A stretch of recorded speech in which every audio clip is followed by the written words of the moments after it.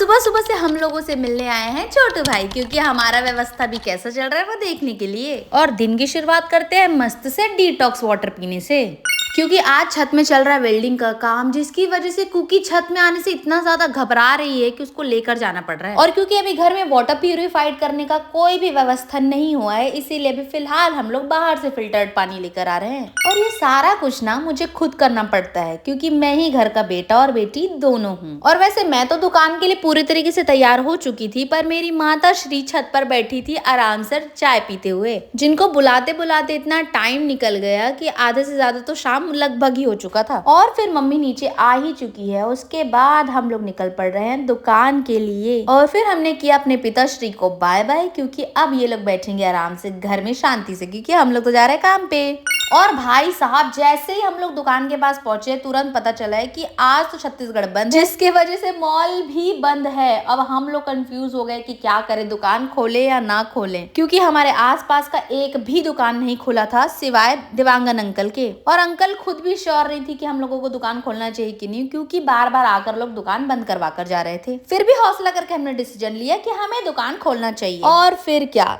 क्योंकि हमारे आसपास एक भी दुकान नहीं खुला था और साथ ही साथ दूर दूर तक भी दुकान नहीं खुला था। और इसी रीजन से आज की दुकानदारी इतनी ज्यादा इंटरेस्टिंग थी कि आज सारे नए नए लोग आए थे और उनको पता चला कि अंडररेटेड प्लेस है, जिनके बारे में उन लोगों को पता भी नहीं था। तो बहुत सारे आज हमारे पास न्यू कस्टमर आए, जो हमारे यहाँ का मोमो ट्राई करने के बाद इतना ज्यादा खुश हो गए और उन्होंने कहा कि हम दोबारा आएंगे। चलो वो तो वक्त बताएगा कि कस्टमर रिपीट आएंगे या नहीं, पर मैं बहुत ज्यादा श्योर हूँ कि कस्टमर हमारे पास एक बार जब मोमो ट्राई कर लेते हैं उसके बाद रिपीट आते ही है।